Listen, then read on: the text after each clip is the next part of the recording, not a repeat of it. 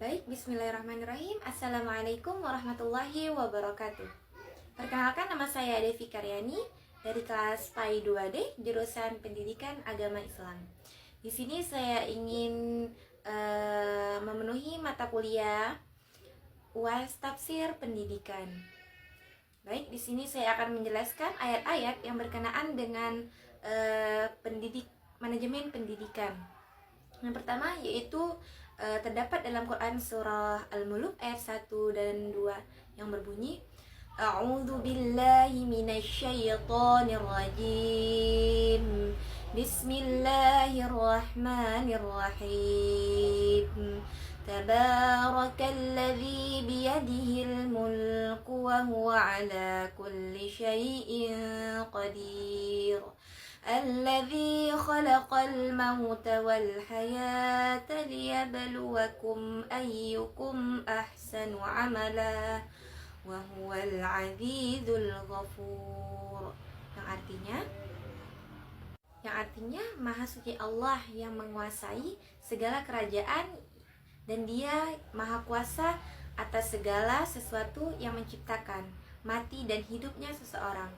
Dan untuk menguji kamu, siapakah di antara kamu yang lebih baik amalnya?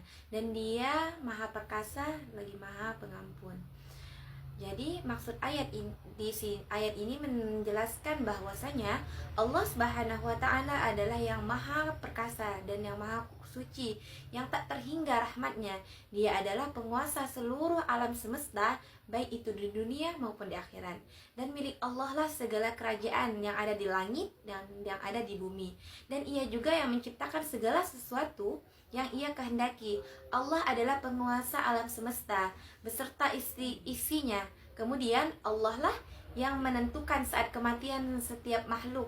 Jika saat kematian itu telah tiba, maka tidak ada seorang pun yang dapat mempercepat ataupun memperlambatnya. Dan tidak ada seorang pun, baik itu manusia ataupun makhluk hidup lainnya, yang dapat mencegah datangnya kematian tersebut. Kemudian yang kedua terdapat dalam Quran surah Al-Alaq ayat 1-5 yang berbunyi, A'udzu billahi minasyaitonir rajim.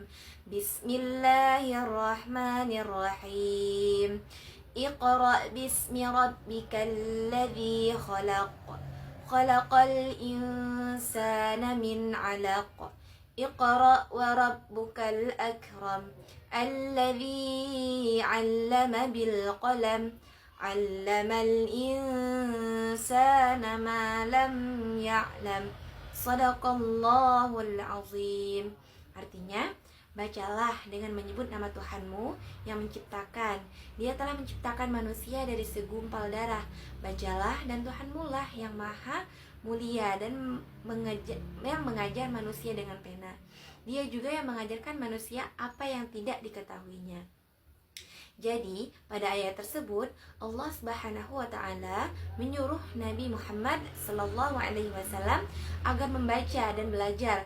Kemudian pada ayat kedua yaitu menjelaskan tentang bagaimana proses penciptaan manusia dari sesuatu yang sangat sederhana, yaitu dari segumpal darah. Adapun ayat tersebut menunjukkan bahwa kekuasaan Allah dalam menciptakan manusia. Kemudian pada ayat ketiga, perintah untuk membaca itu diulang kembali. Artinya ayat tersebut menunjukkan betapa pentingnya perintah membaca. Kemudian Tuhanmu lah yang maha mulia, yang menunjukkan bahwa segala ilmu pengetahuan dan kebijakan itu berasal dari Allah Subhanahu wa taala. Kemudian ayat keempat menekankan betapa pentingnya pena dalam penyebaran ilmu pengetahuan. Artinya Tuhanmu telah mengajarkan manusia melalui tulisan, yang dimana pena tersebut merupakan alat utama ataupun alat tulis dalam proses penyebaran ilmu pengetahuan dan dalam pendidikan. Dan Allah Subhanahu wa taala yang mengajarkan manusia apa yang tidak diketahuinya. Dan Allah Subhanahu wa taala yang memberikan kemampuan kepada manusia untuk belajar, berpikir bahwa semua ilmu itu berasal dari Allah Subhanahu wa taala.